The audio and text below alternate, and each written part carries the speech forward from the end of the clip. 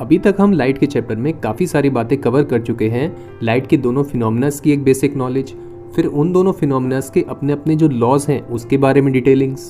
अब समय आ गया है इन दोनों फिनोमिनास के एप्लीकेशन एरिया में एंट्री करने का, यानी कि जहाँ पे ये इस्तेमाल होते हैं।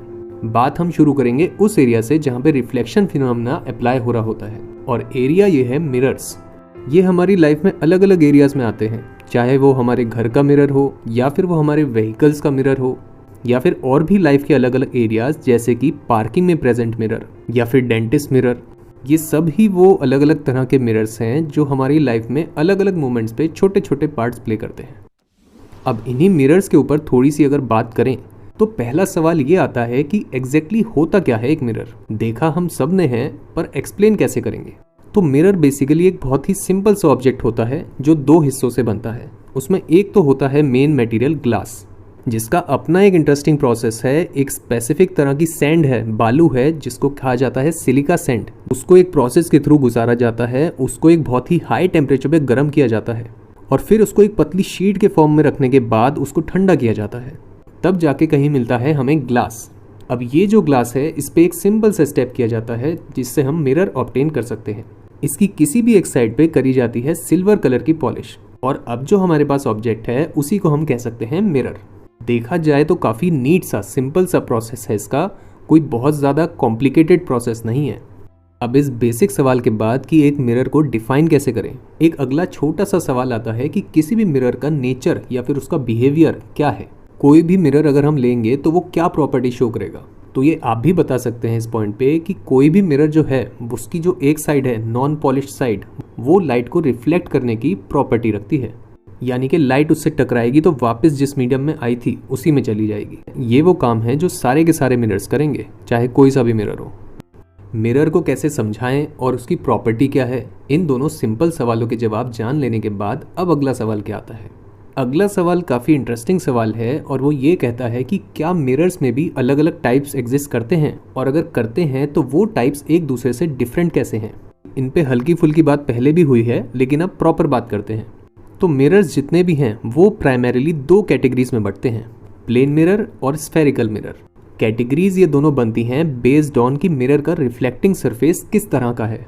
अगर मिरर का रिफ्लेक्टिंग सरफेस प्लेन है, यानी कि सपाट है, तो जो हमें मिरर मिलता है वो है प्लेन मिरर। वहीं पे दूसरी तरफ अब ये वाला नया है, अगर रिफ्लेक्टिंग सरफेस कर्व्ड है, यानी कि उसमें एक घुमाव है, तो जो हमें मिरर्स मिलते हैं उसको हम कहते हैं स्फेरिकल मिरर्स। यहाँ पे एक तरफ प्लेन मिरर की बात करें तो इनको तो हम बहुत अच्छे से जानते हैं, डेली लेवल पे इस्तेमाल होते हैं। ये लुकिंग ग्लास के नाम से भी जाना जाता है इनको, क्योंकि इसमें हम अपने आप को देखते हैं। इमेज का साइज जो इसमें बनता है वो सेम होता है ऑब्जेक्ट के साइज से, यानी कि जो ऑब्जेक्ट हम इसमें देखते हैं वो उसी साइज में दिखाई देता है जिस साइज का वो है, जो कि ज़रूरी भी है अगर हम अपने आप को देखना चाह रहे हैं। अब ये तो नहीं चाहेंगे ना हम कि हमारा चेहरा पतला दिखाई दे या फिर मोटा दिखाई दे। इसके बाद दूसरी तरफ आ जाए स्फेरिकल मिरर्स पे, तो ये इंटरेस्टिंग एरिया है। कुछ इस तरह का एक हॉलो स्फेयर इमेजिन करो, ग्लास का बना हुआ, इसी से बनते हैं ये वाले मिरर्स। और होते ये हैं दो तरह के, कनकेव मिरर्स या फिर कन्वेक्स मिरर्स। दोनों में एक सिंपल सा डिफरेंस है, बनते ये हैं बेस्ड ऑन की रिफ्लेक्टिंग सरफेस किस तरफ टर्न्ड है, किस तरफ मुड़ा हुआ है। अगर तो रिफ्लेक्टिंग सरफेस अंदर की तरफ टर्न्ड है, टर्न्ड इनवर्ड्स, यानी कि अंदर की तरफ कांच है और बाहर की तरफ पॉलिश करी गई है, तो जो हमें मिरर मिलेगा वो होगा कनकेव मिरर। और वहीं पे दूसरी तरफ अगर रिफ्लेक्टिंग सरफेस वो वाला है जो टर्न्ड आउटवर्ड्स है, यानी कि बाहर की तरफ है कांच और अंदर की सरफेस वाले तरफ करी गई है पॉलिश, तो जो हमें मिरर मिलता है वो होता है कन्वेक्स मिरर। क्या मज़ेदार बात है, एक छोटा सा डिफरेंस और एक डिफरेंट तरीके का मिरर। बाहर पॉलिश करी तो कनकेव मिरर, अंदर पॉलिश करी तो कन्वेक्स मिरर। सिर्फ इस एक छोटे डिफरेंस से कि इन मिरर्स में पॉलिश कहाँ करी जाती है, उससे ही इनका नेचर बदल जाता है। कनकेव मिरर में जब हम इमेज देखते हैं किसी ऑब्जेक्ट की, तो मोस्टली उसमें ऑब्जेक्ट हमें बड़े साइज का दिखाई देता है, यानी कि इमेज का जो साइज होगा इसमें वो ऑब्जेक्ट के साइज से बड़ा होगा। अगर आप सोचें ध्यान से तो कई से ऐसे एरियाज हैं हमारी लाइफ में जहाँ पे ये प्रॉपर्टी यूजफुल है। जैसे कि डेंटिस्ट को अगर अपने पेशेंट के दांतों को देखना है क्लोजली, तो वहाँ पे चीज़ों को बड़ा करके देखना ज़रूरी है। या फिर अगर हम शेविंग कर रहे हैं तो भी वहाँ पे ये प्रॉपर्टी यूजफुल है। इसके बाद दूसरी तरफ आ जाए कन्वेक्स मिरर पे, तो उसका नेचर डिफरेंट हो जाता है। उसमें जो रिफ्लेक्टिंग सरफेस टर्न्ड आउटवर्ड्स है, उसके कारण जो इमेज बनती है उसमें उसका साइज ऑब्जेक्ट के साइज से बहुत छोटा होता है, यानी कि एक बहुत ही बड़े एरिया को छोटे से एरिया में करके दिखाने की क्षमता रखता है ये मिरर।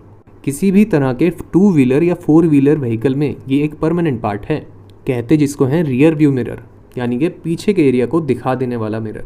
रियर मतलब बैक साइड, पूरी की पूरी रोड को एक छोटे से एरिया में समा देता है और आप देख सकते हैं कि पीछे से कौन कहाँ से आ रहा है, कितना ट्रैफिक है। कितनी कमाल की बात है, अगेन यूजफुल। ये हो जाता है इस सवाल का जवाब कंप्लीट कि मिरर्स किस किस टाइप्स के होते हैं और उनके अलग अलग पर्पसेस क्या होते हैं। इसी के साथ हमने मिरर्स के ऊपर एक अच्छी कॉम्प्रिहेंसिव बात कर ली है। चैनल पसंद आ रहा हो तो सब्सक्राइब कर लीजिए और घंटी भी दबाइए ताकि नए टॉपिक्स के सारे अपडेट्स आपको मिलते रहें। अब समय आता है एक नए एरिया में आने का, इमेज फॉर्मेशन।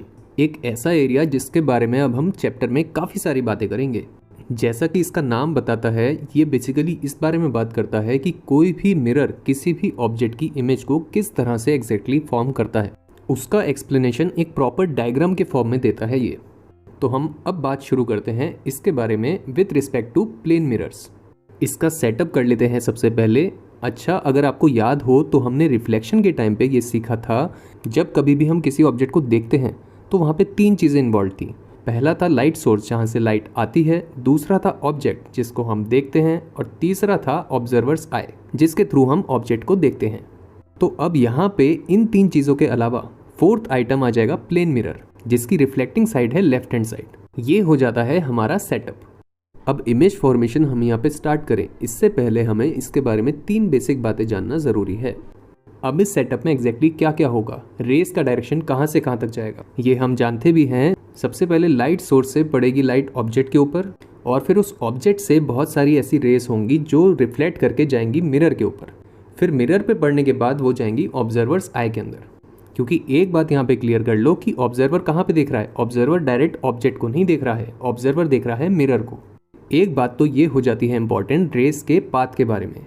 अब इसके बाद दूसरी बात ये समझो कि हम सारी रेज यहाँ पे नहीं बना सकते। किसी भी एक्सपेरिमेंट को प्रॉपर्ली करने के लिए उस एक्सपेरिमेंट को स्मॉलेस्ट लेवल पे करना ज़रूरी है, तभी हम चीज़ों को क्लियरली समझते हैं। जब भी किसी ऑब्जेक्ट की इमेज बनानी होती है तो उसमें से हम सिर्फ कुछ सिलेक्टेड पॉइंट्स की ही इमेज बनाएं तो हमें पूरे ऑब्जेक्ट की इमेज मिल सकती है। जैसे कि इस केस में अगर हम सिर्फ 2 पॉइंट्स जो कि हैं ऑब्जेक्ट के एंड पॉइंट्स ए और बी, इन 2 पॉइंट्स की इमेज हम बना लें तो हमें एग्जैक्टली पता चल जाएगा कि इस पूरे ऑब्जेक्ट की इमेज कहाँ बनेगी। क्योंकि जहाँ पे भी वो इमेज के दोनों पॉइंट्स आएंगे उन्हें जब हम कनेक्ट करेंगे तो हमें पूरी इमेज मिल जाएगी। हमने अब ये जब जान लिया है कि ऑब्जेक्ट की इमेज को बनाते वक्त उस पर लोकेटेड कौन से पॉइंट्स को सिलेक्ट करना है, इसके बाद एक आखिरी बात और जान लो, फिर हम रेज बनाना स्टार्ट करेंगे। और ये तीसरी और आखिरी सबसे इंपॉर्टेंट बात है, जब भी किसी एक पॉइंट की इमेज आपको बनानी है तो उस पॉइंट से आपको 2 रेज निकालनी होंगी। दोनों रेज का डायरेक्शन डिफरेंट होना चाहिए, पर निकलनी वो दोनों एक ही पॉइंट से चाहिए। अब जब हम मिरर पे कोई भी 2 रेज इंसिडेंट करते हैं, लेट्स से AC और AD, तो अब अगर हम दोनों के पॉइंट ऑफ इंसिडेंस पे C और D पे एक नॉर्मल ड्रॉ कर लें तो ध्यान दो कि दोनों रेज के एंगल ऑफ इंसिडेंस डिफरेंट हैं। AC का एंगल ऑफ इंसिडेंस छोटा है जबकि AD का एंगल ऑफ इंसिडेंस बड़ा है।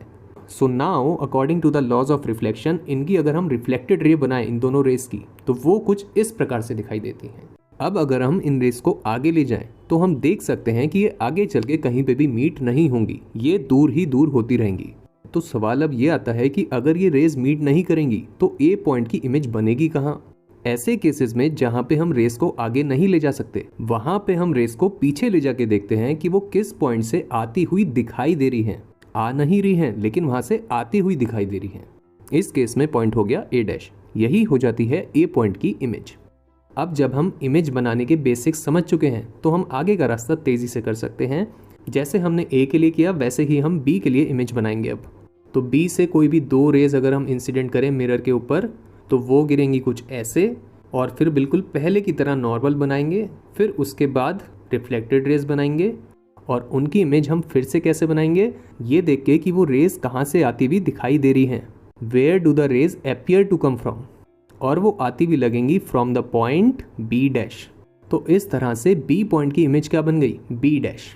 इन दोनों एंड पॉइंट्स की इमेज बना लेने के बाद A' और B', अब हम पूरे ऑब्जेक्ट की इमेज बना सकते हैं by simply joining these points. ये हो जाता है हमारा इमेज फॉर्मेशन का प्रोसेस पूरा।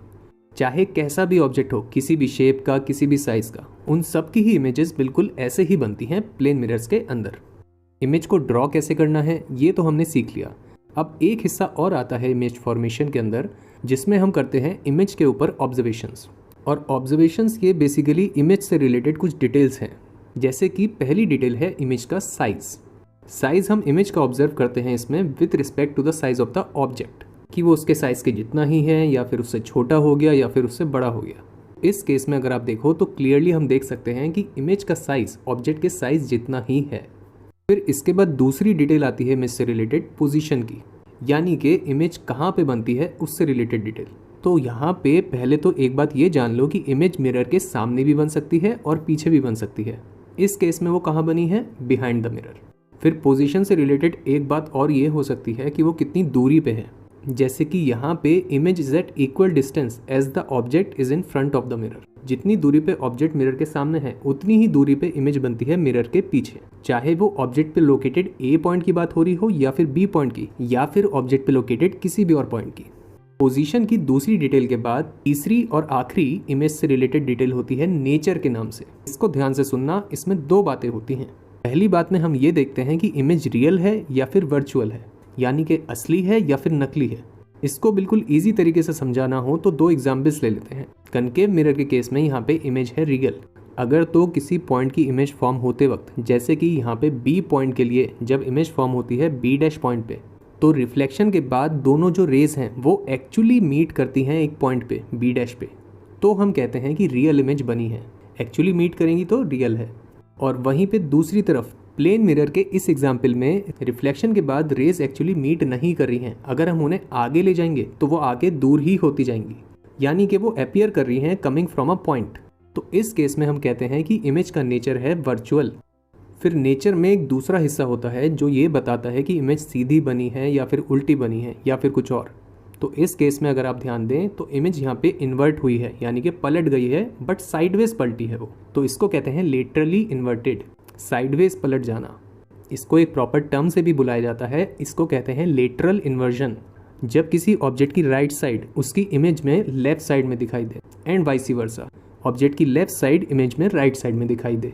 आप भी जब शीशे में अपने आप को देखते हैं तो अगर आप अपना राइट हैंड उठाएंगे तो शीशे में जो इंसान है अगर उसके पॉइंट ऑफ व्यू से सोचें तो उसका वो लेफ्ट हैंड है। ये तो सिंपल है, आप खुद भी करके देख सकते हैं। इसका एक दूसरा काफ़ी इंटरेस्टिंग एग्जाम्पल है, जब एम्बुलेंस अगर आपने देखी हो उसमें एम्बुलेंस वर्ड उल्टा लिखा होता है, लिटरली इन्वर्टेड होता है। उसके पीछे भी एक कारण है, वो इसलिए होता है ताकि कोई भी जो आगे जाने वाली गाड़ी है जब वो अपने रियर व्यू मिरर में उस एम्बुलेंस को देखे तो वो वर्ड जब वहाँ पे लिटरली इन्वर्ट हो जाए तो वो सीधा दिखाई देने लगे। ये कंप्लीट हो जाते हैं हमारे इमेज से रिलेटेड सारे ऑब्जर्वेशंस। ये तीनों ही ऑब्जर्वेशंस आगे चल के भी आएंगे बार बार, तो अगर इसमें कुछ भी थोड़ा बहुत कन्फ्यूजन है तो फिर से इसको देख लो एक बार। इसी के साथ कंप्लीट हो जाता है हमारा ये पूरा टॉपिक। सीरीज के इस अगले एपिसोड में बात होती है कनकेव एंड कन्वेक्स मिरर्स में होते अलग अलग इमेज फॉर्मेशन के केसेस की। टॉपिक ये भी काफी इंटरेस्टिंग है, तो आने वाले समय में इसको भी जरूर कवर करें। अभी के लिए अलविदा।